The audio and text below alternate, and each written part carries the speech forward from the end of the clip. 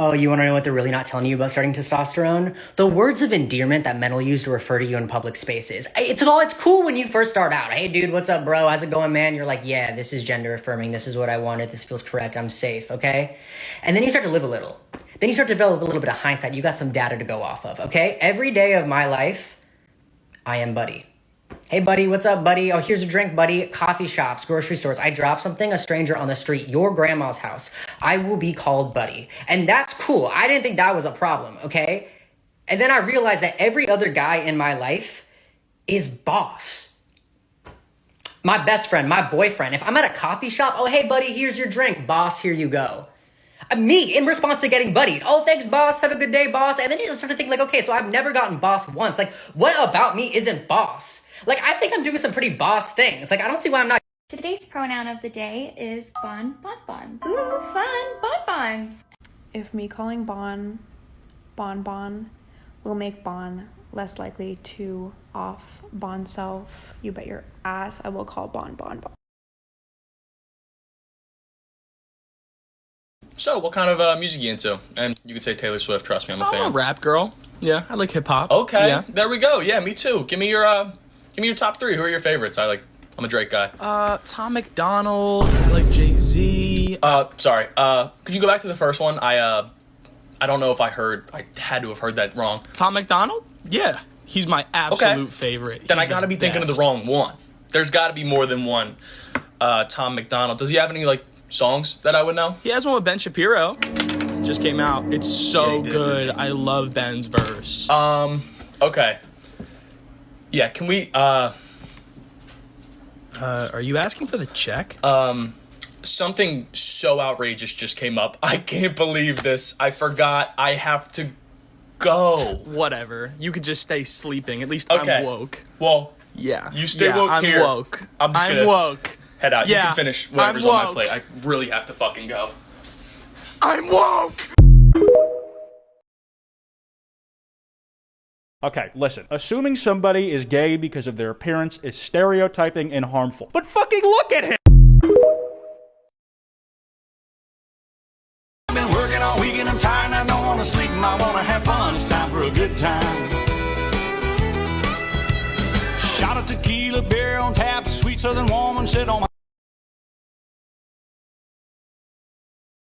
Something I'll never understand is squatters and squatters' rights. I don't understand, why do they have rights, and what are the possible cons of us taking away their rights? So squatters' rights is one of those things that was given a shitty name to make people too ashamed to use the rights that we have all been given.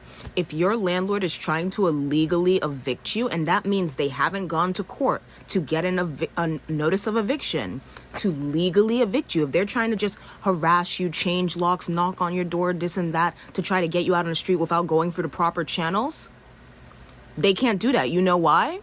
Because you have rights as a resident who has been there for more than 30 days.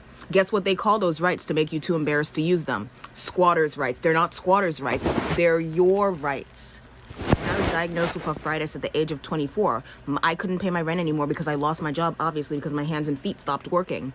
My landlord was desperately trying to evict me because, I was falling apart at the seams right before him. And he was harassing me. He was knocking on my door, showing up outside, not my front door, my bedroom door. He's knocking the door, trying to harass and scare me into leaving. I'm doing my Googling.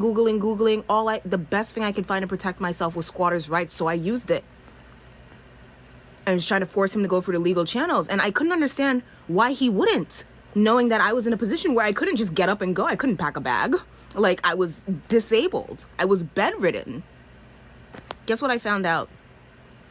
I had an eviction protection notice on my head the entire time. My landlord was legally required to give me that notice. He never gave it to me.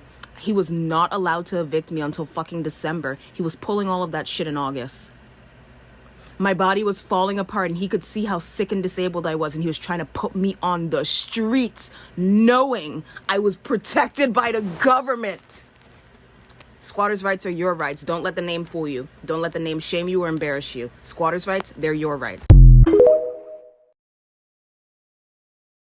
Fun math tip for you. If you have a number that ends in 0 and you want 10% of it, just take that 0 off. Boom, 10%.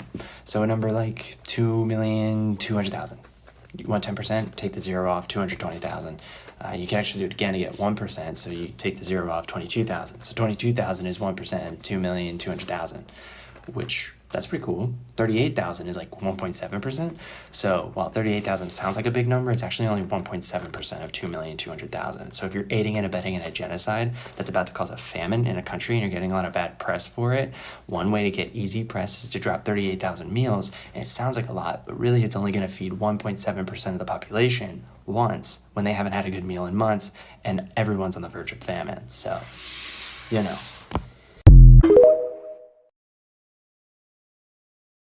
If you ever needed to be convinced that mass incarceration is slavery, look no further than Louisiana, where the nation's largest prison sits atop 18,000 acres of former slave plantations, where the people incarcerated there are still by law forced to perform virtually free labor that the state of Louisiana profits millions from. America already incarcerates more people than anywhere else in the world, but within its own borders, Louisiana has the largest prison population in this country. So as bad as that all sounds, what if I told you it just got a lot worse? Just a few days ago, Republican Governor Jeff Landry signed into law a terrifying law that would, 1, prevent anyone convicted of a crime after August 1st from ever qualifying for parole. Please think about that. The state with the highest prison population, with prisons that sit atop slave plantations being forced to do free labor, has now made it so a significant amount of those people incarcerated there can never get out. You see what's happening, right? And that's not even all the law would do.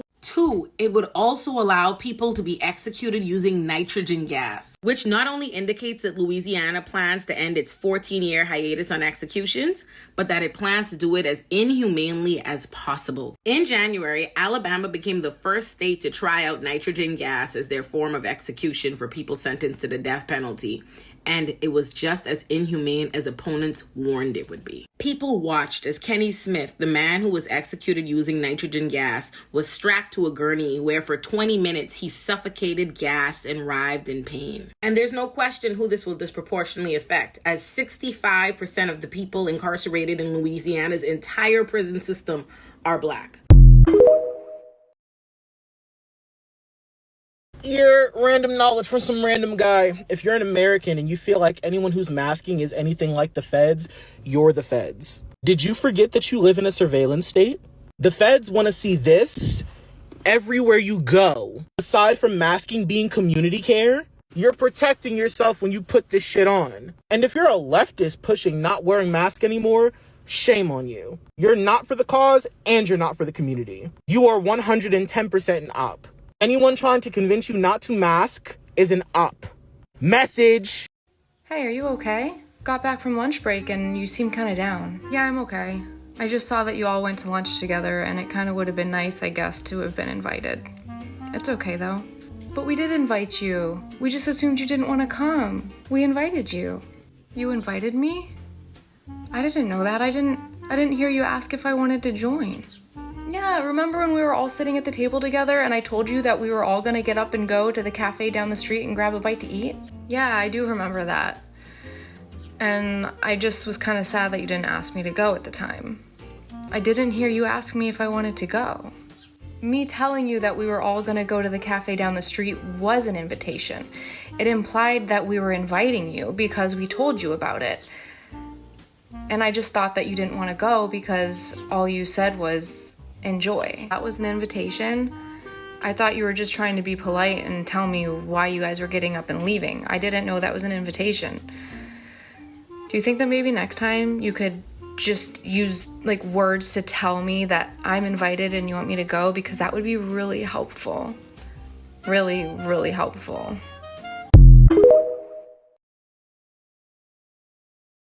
Did you know a little over a century ago, women couldn't eat alone in restaurants? If they did, people would assume the woman was, let's say, looking for work, and she would be disgraced. The restaurant that served her would be disgraced too, so women who wanted to dine by themselves, or even with a group of other women, would be turned away. Basically, to eat out in public, you needed to be accompanied by a man. How did it all change? After being denied a ticket to a dinner event because of her gender, a journalist named Jane Cunningham Crowley started a women's dinner club called Sororis. The women held their first official meeting in April of 1868 at a New York restaurant called Delmonico's to protest the ban on women's solo dining. They demanded to be served, and Delmonico's agreed, making it the first establishment in U.S. history to allow women to dine without a male chaperone. When World War I hit, more and more women entered the workforce, thus earning them more independence. New restaurants and lunch counters started to open that would serve working women, and gradually dining without a man became commonplace. But it took a while. Even as recently as 1970, there were still restaurants that barred solo women from entering. Missouri bill makes teachers sex offenders if they accept trans kids' pronouns. So if they provide support or information related to the social transition of a child, and you're a felon. Social transition of a child, meaning that a teacher provides support regardless of whether the support is material, information, or other resources to a child regarding social transition. So they define social transition as the process by which an individual adopts the name, pronouns, and gender expressions, such as clothing or haircuts that match the individual gender's identity and not the gender assumed by the individual at birth. What's going on, Missouri? How can y'all sit there and do that? Why would you come up with this bill? Why would you do this? So many people's lives are going to be affected. Teachers, they already have to go through so much already. You're not paying them enough. Now you're going to label them as offenders. You're going to put them on the list just for helping a child who wants to transition. How does that make sense to me? Now, all these kids who feel like they are, who know inside of themselves that they are different, and that now they're being told that they can't even come to their teachers for support. Like, this is just going to affect so many people on so many levels, and I really hope that this bill does not pass. Can we stop spreading this mythology of Black anti-Semitism and Jewish racism? And before you get mad at me, let me explain what I mean. The idea of Black anti-Semitism and Jewish racism is that there is something particularly virulent and dangerous about the way that anti-Semitism shows up in the Black community and about the way that racism shows up in the Jewish community. To clarify, both anti-Semitism and anti-Black racism are global phenomena, which essentially means that both of these technologies of hatred exist in every corner of the world. Are there Black people who are anti-Semitic? Absolutely. And are there Jewish people who are anti-Black? Without a doubt. But the question is, why is the anti-Semitism of Kanye West running in the news cycle for weeks, but the anti-Semitism of Pastor Hagee, who is a Christian Zionist, which is inherently anti-Semitic, and has said violently anti-Semitic things across his career, not being treated as seriously, and in fact, this man is being invited to speak at pro-Israel rallies? The question is, why do valid critiques of Jared Kushner and his anti-Black comments and anti-Black policies as a landlord get spun into a reification of anti-Semitic tropes about Jewish people controlling all the banks and all of us being rich?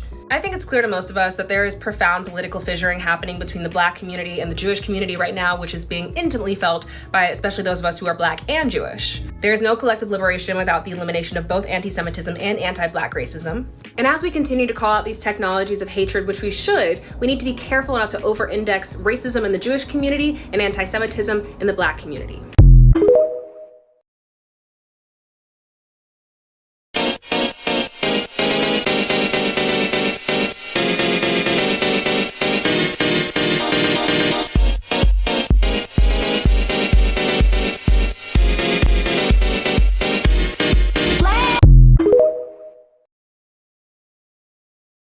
I'm so tired of white cis women being more dedicated to being called a healer. The reaction to this video has proven every single thing that I have ever known about white liberals to be completely true. So they're talking about a very real thing that I've seen many times, and if you followed me on my YouTube channel, you've heard me talk about it, right? This thing that happens where someone becomes more interested in being seen as an ally or on the right side of things than they actually are in living in a way where their politics are not reinforcing the very thing they're trying to advocate against. There's a reason why they're mentioning genocide, because there are so many white activist liberal women who spend all of this time advocating against isms and racism, and they love getting all of the accolades from being seen as one of the good ones who is actually down for the cause. But when it comes to opposing genocide, right, suddenly now there's a line drawn in the sand and they don't want to be seen as rude or mean or disruptive. I'm gonna just level with you for a second. We need rude, mean, and disruptive white women. We need rude, mean, and disruptive white people in general, because my politeness will always be read as anger, as arrogance, as, ego. There are so many times where people treat me speaking about the things that I go through like I am somebody who thinks too highly of myself. And yes, there is a different response to me having that conversation and other people having that conversation. I've talked about that many times on my YouTube channel. I think it is really telling if you watched that video and didn't understand it, because to me, that tells me that you haven't in any meaningful way had community with Black women who have been saying the same exact thing. There's something so fascinating to me about this brand of sort of left-leaning ideology that somehow completely excludes racism from its understanding of the way the world works, right? There's something really interesting to me about that. And if you were at all interested in understanding race in America, which is the context which this conversation is happening, this would not be a surprising conversation to you. This would be something that you've heard said over and over and over again by Black women who do community organizing work, who have to deal with these white women. I just want to say one thing to white women collectively. The problem is that some of you guys don't actually believe in this shit. You are just supporting this stuff because you know it makes you look like a good person. That's the shit that people are talking about. Because we are shocked when you've spent all of this time trying to draw attention to all of these causes, and then when it comes time to oppose genocide, suddenly you pause. Like, that's suspicious. It's weird. And I think some white women feel like they've been pressured to support things that they don't support. In all reality, they've been pressured to be anti-racist. They've been pressured to be, not bigoted in some way. And I think for some white women, that is like, they would rather be bigoted. They would rather do that. They would rather, they don't want the negative image that comes with it, but they would rather hold on to those beliefs, so they become resentful when people point out that the way that you're living and the way that you're acting is in contradiction to that, right? Because that's the only thing that makes sense. That is the only thing that makes sense to me. You don't have to support shit that you don't actually believe in. And I think if more people actually supported what they believed in, stood by what they believed in, really believed in, not believed in to seem a certain way, we would have these conversations a lot less. Don't put yourself in a situation where people are going to expect for you to show up for something when you don't actually support it.